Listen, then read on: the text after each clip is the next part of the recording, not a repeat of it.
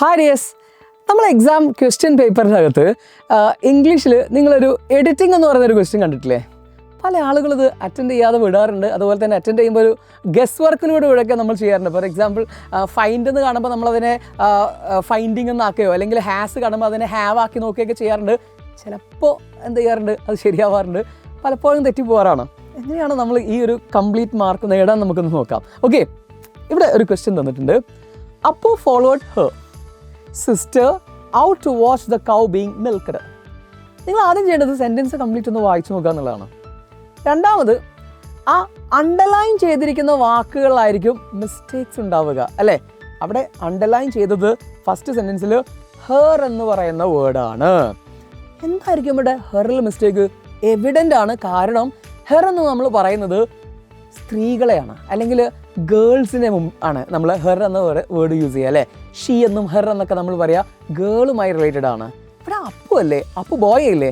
അപ്പോൾ ഹെർ ആണോ വരെങ്കിൽ ഹിസ് ആണോ വരിക? ഡെഫിനറ്റ്ലി അതെന്താണ്, ഹിസ് ആണ് വരേണ്ടത്. നമുക്കൊരു മാർക്ക് കിട്ടി, ഒരു മിസ്റ്റേക്ക് നമ്മൾ ഐഡൻറ്റിഫൈ ചെയ്തു. Appu followed his sister out to watch the cow being milked എന്ന് പറയുന്നതാണ് sentence. As soon as he stepped in to the courtyard, outer courtyard. ഒരു മിസ്റ്റേക്ക് ഉണ്ടല്ലോ അവിടെ. സ്റ്റെപ്പ്ഡ് അവർ അണ്ടർലൈൻ ചെയ്തിട്ടുണ്ടല്ലോ. സ്റ്റെപ്പ്ഡിൽ ഇപ്പോൾ എന്താ മിസ്റ്റേക്ക് ഉണ്ടാവുക? യെസ് ഉണ്ട്. സ്റ്റെപ്പ്ഡിൻ്റെ സ്പെല്ലിങ്ങിലൊരു വ്യത്യാസം നമുക്ക് തോന്നുന്നുണ്ട്, അല്ലേ? ടെക്സ്റ്റ് കൃത്യമായിട്ട് വായിക്കുന്ന ആളുകൾക്ക് സ്പെല്ലിങ്സ് ഒക്കെ ഇങ്ങനെ മൈൻഡിൽ നിൽക്കും. അപ്പോൾ ഏതാണ്? അപ്പോൾ നമ്മൾ സ്ഥിരമായിട്ട് കാണുന്ന ഒരാളുടെ മുഖം നമ്മൾ മറക്കുമോ?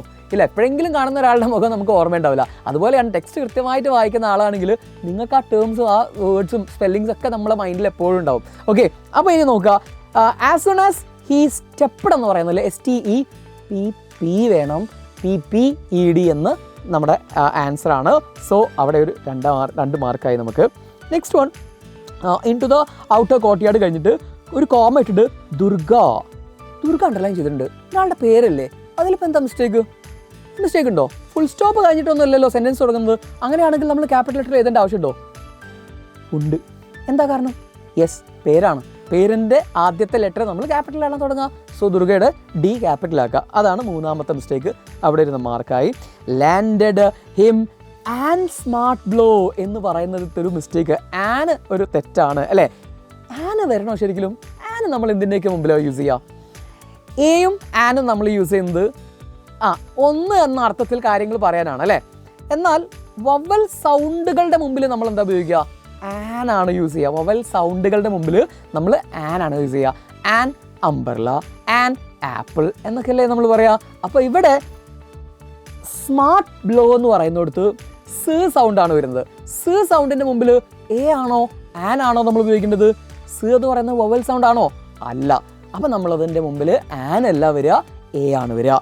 ഓക്കെ, അപ്പോൾ അത് നമ്മൾ മനസ്സിലാക്കി. 4 മാർക്കായി. അടുത്തത് നമുക്ക് എന്താണ്? Smart blow to his back എന്നാണ് പറഞ്ഞിട്ടുള്ളത്, അല്ലേ?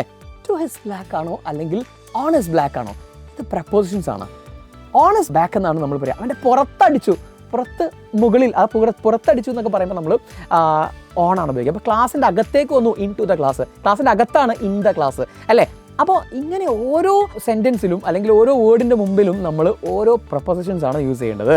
ഇതുപോലെ നമ്മൾ ടെൻസുകൾ പഠിക്കേണ്ടതുണ്ട്. ചിലപ്പോൾ നമുക്ക് ടെൻസുകൾ കറക്റ്റ് ചെയ്യാൻ വേണ്ടി വരും. ഇപ്പോൾ ഹാസ് വന്നിട്ട് നമ്മൾ ഹാഡ് ആക്കാനോ ഗിവ് വന്നിട്ട് നമ്മൾ ഗെയ്വ് ആക്കാനോ ഒക്കെ വരും.